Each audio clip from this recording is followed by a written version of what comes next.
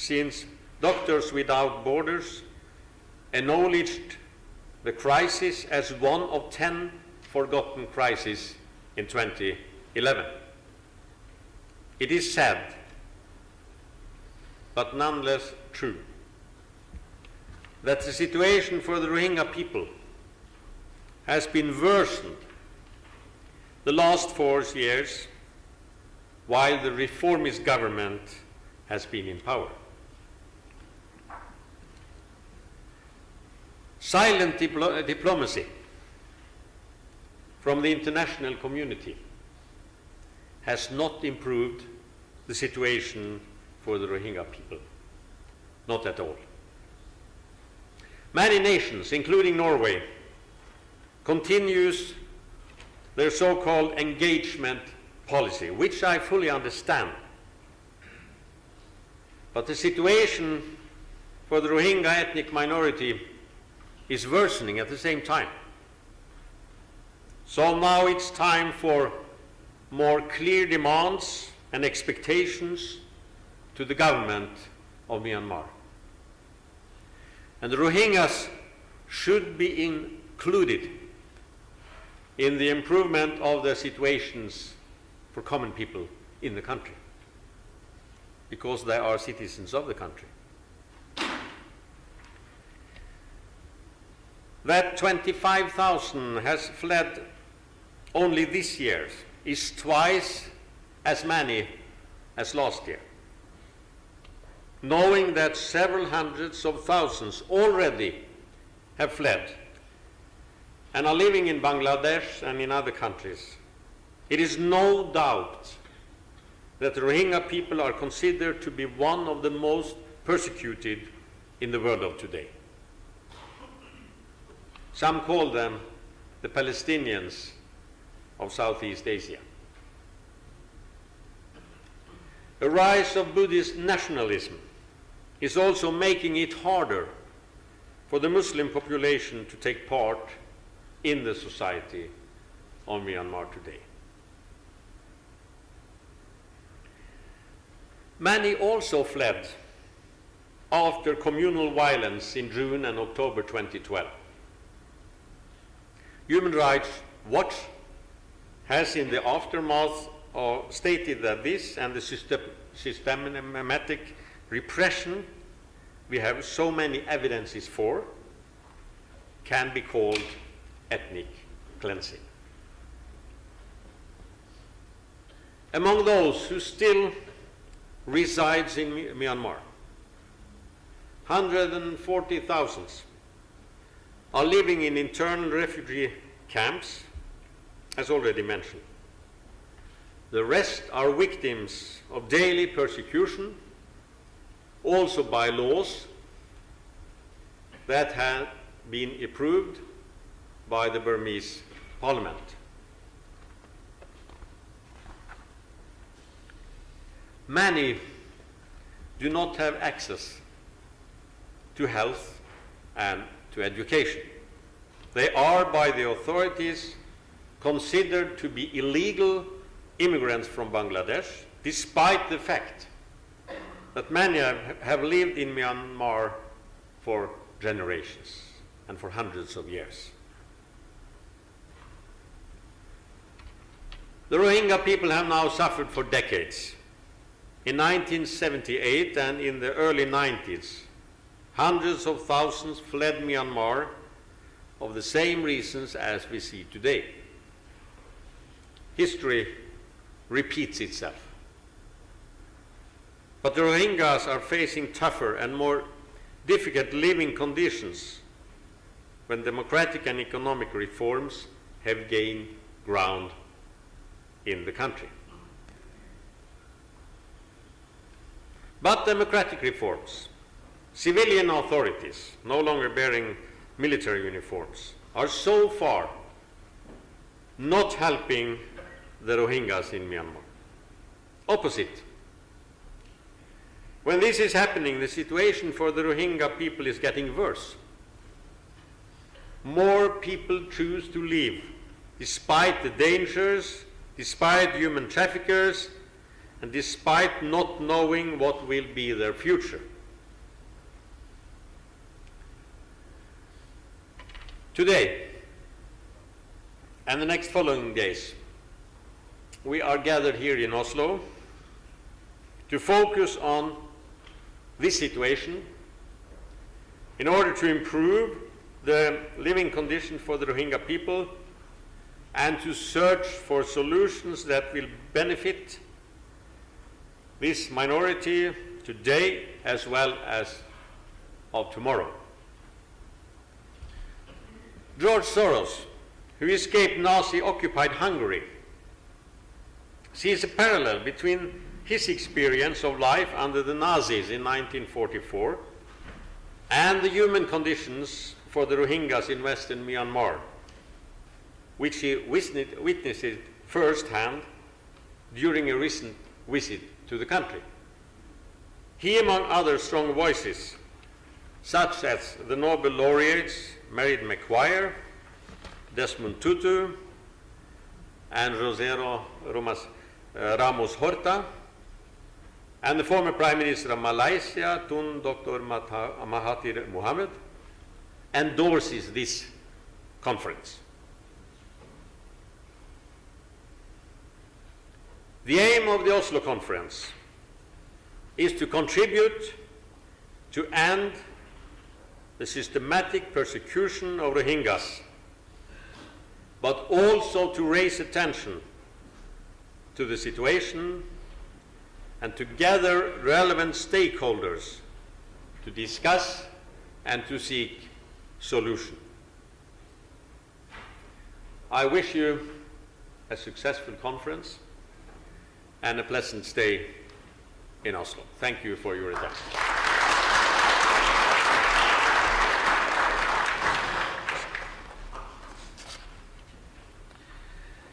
Thank you so much, Honorable Rohingya Bondevik. Something which is not in the program, but we felt it is extremely important to include that. Somehow, people who are set to destroy humanity and act against their neighbors are highlighted in the media. But then there are people who stand up for their neighbors. They somehow don't get any news, and it is not much known.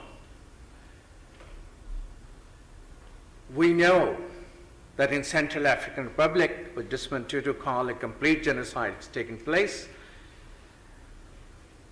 at least in some areas, Christian pastors stood up and saved about 900 people. Yes, hundreds of mosques are destroyed, but what we need to focus on.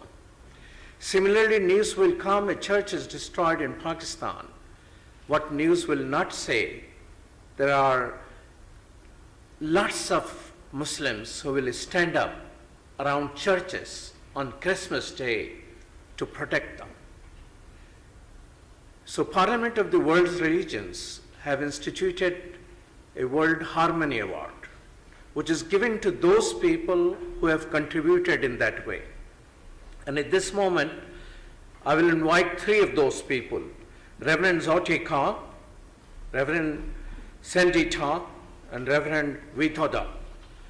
And they are people who, despite all the monks which you see on Time magazine, who are highlighted because of the hate which they promote, these are the people who promote compassion.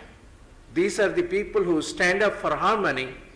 And last one among them, with the Reverend Vithoda, he actually, in one campaign in which attacks have begun and a lot of people are dying, he took about 1,000 neighbors in his monastery and he stood up on the gate saying, "First me, before you get any of the people inside." Neighbors standing for neighbors. May I request Reverend Dotika, Reverend Sendita, and Vithoda to pick up.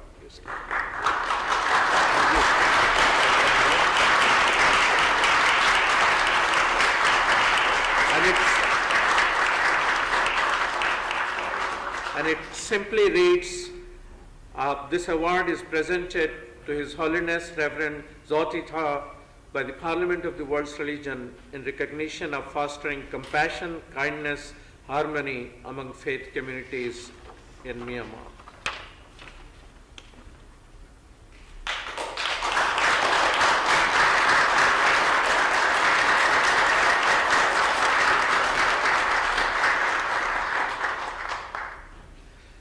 So now I request Sandy Tom.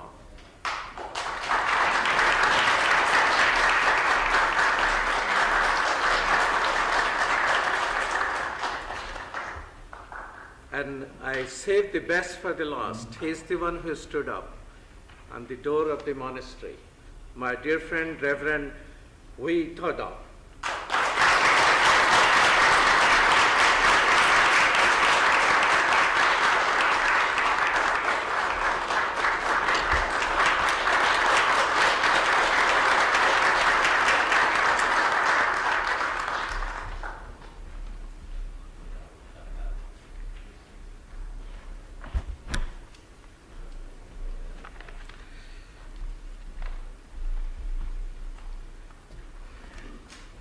May I request Ms. Dina Madani from the Organization of Islamic Conference with a special message from the OIC.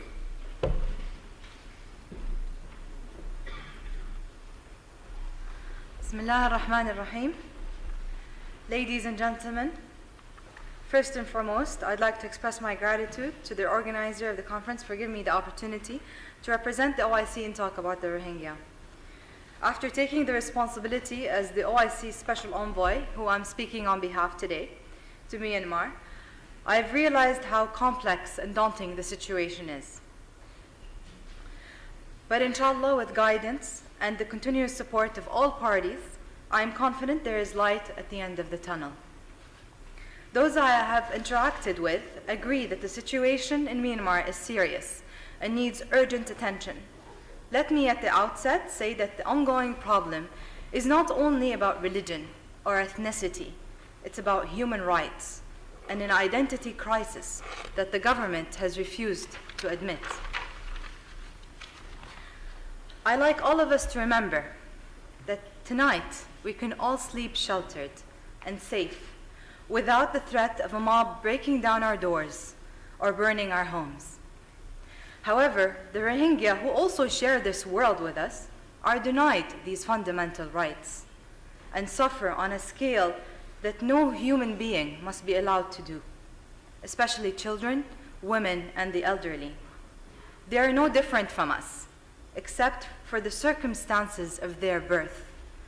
In these difficult moments, it is our shared responsibility to reach out and open our hands to them.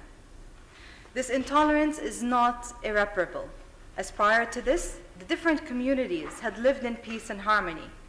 It is with patience, tolerance, and kindness that we should break this cycle.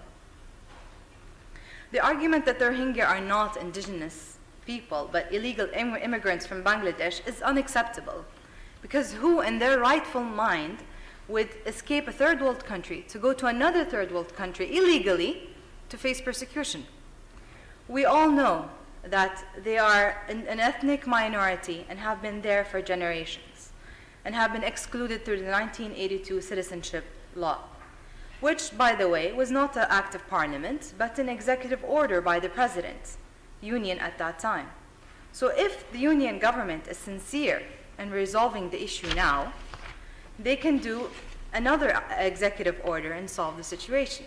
But we all understand that it requires a strong political will, which we feel is lacking at this time. Against the background of political and social changes in Myanmar since 2011 and sectarian conflicts in Rakhine in 2012 and other parts of Myanmar in 2013, religious movements which the state tightly controlled in previous decades have become prominent and more vocal against minorities. Such trends have caused and contributed to human rights crises, gender-based discrimination, statelessness, segregation, refugee flows, and other threats to security, posing challenges to Myanmar's transition to democracy and upcoming elections. However, thankfully, we have better examples that could lead by example for them. Moreover, these unfortunate trends threaten the regional stability and could exacerbate violence and polarization along religious and ethnic fault lines. Such pattern could seriously undermine the establishment, sustainability, and credibility of the ASEAN community, including economic integration and regional economic development. Unfortunately, the increasingly precarious conditions of the Rohingya in Rakhine and complete rejection of them as fellow Myanmar citizens by the majority of people in Myanmar will likely mean an ongoing influx in the number of Rohingya boat people seeking asylum in neighboring countries over the coming years. Hence, the OIC urges the government of Myanmar to take concrete actions and positive steps to put an end to all acts of violence, human rights violations, and discriminatory policies against the Rohingya, and to grant them full citizenship. Because without such actions, Myanmar's image will only be tarnished, and its accessibility and acceptability in the region and internationally will be tarnished. The plight of the Rohingya warrants serious attention and action. They continue to suffer under the current circumstances, which pose a security problem for the region. I also think that with cautious optimism, patience, and perseverance, there is a fair chance of resolving this problem. To conclude, given the complexities of the ongoing problem in Myanmar, it is only natural that we weigh all options carefully and in a pragmatic manner to achieve the desired outcome. In this respect, a closer collaboration with state and non-state actors is definitely necessary for an amicable solution. I strongly believe that it is a delicate balance that we have to search for, to respect sovereignty, but at the same time fulfill our responsibility to protect and to help those thousands who have pleaded to the international community and who are losing hope as we make our decisions. Thank you.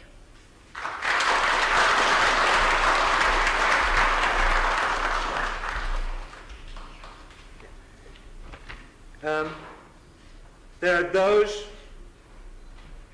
who would like to be here today, but cannot be here. But they are here with us in spirit, and their spirit is here. And those are people that many of us hold in high regard. And now I'm going to start the session on the pre-recorded appeals to end Myanmar's persecution of the Rohingya people. Start with George Soros.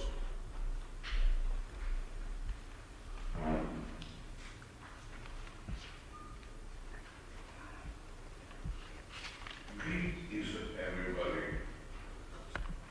I regret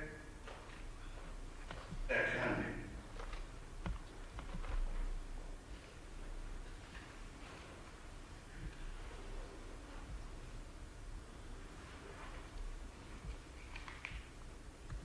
There in person. Greetings, everybody. I regret I can't be there in person. I've been a supporter of Burmese democracy movement since 1993. For most of that time, the prospect of change seemed remote, and I felt increasingly discouraged. Then, in 2010, quite suddenly, or so it seemed, the ruling military junta decided to abandon absolute authoritarian rule.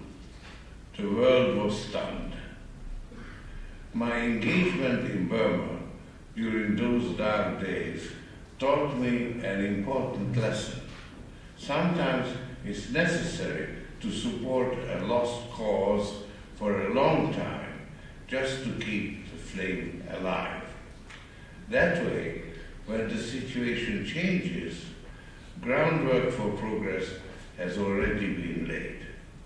As I speak to you today, I find myself again growing discouraged. Making the transition from military rule to a more open society is not easy, and in many ways, the government of Burma has made real progress in its reform efforts. But I fear that many of its reforms are not sustainable because they have not yet been institutionalized. It's also true that political and economic power remains mostly concentrated in the hands of a privileged few who monopolize the revenue from Burma's abundant natural resources.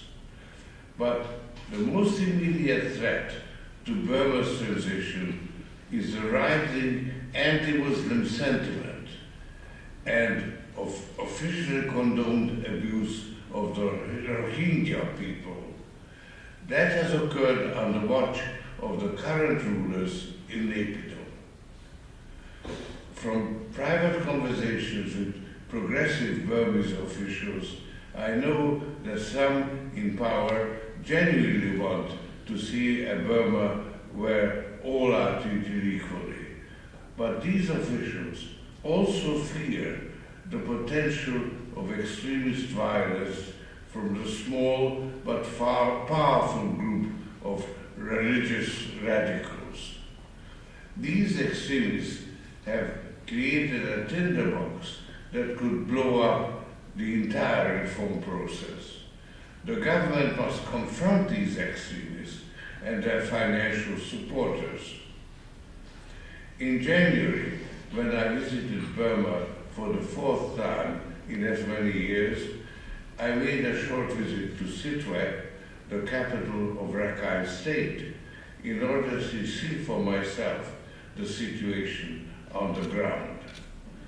I met with state and local leaders and both Rakhine and Rohingya populations, and also talked to internally displaced persons and those, mostly Rohingya, living in a section of Sitwe called Angmingarar, a part of the city that can only be called a ghetto. In Angmingarar, I heard the echoes of my childhood. You see, in 1944, as a Jew in Budapest, I too was a Rohingya, much like the Jewish ghettos set up by Nazis around Eastern Europe during World War II. Angmingarar has become the involuntary home to thousands of families who once had access to healthcare, education, and employment. Now they are forced to remain segregated in a state of abject deprivation. The parallels to the Nazi genocide are alarming. Fortunately, we have not reached the stage of mass killing. I feel very strongly that we must speak out before it is too late, individually and collectively. The Burmese government's insistence that they are keeping the Rohingya in their ghetto for their own protection simply is not credible. Government authorities have tried to reassure me. They say things are under control and not as bad as reported by outsiders who, they claim, don't understand the local culture or the long and complicated history of Rakhine State. I understand that half a century of living in isolation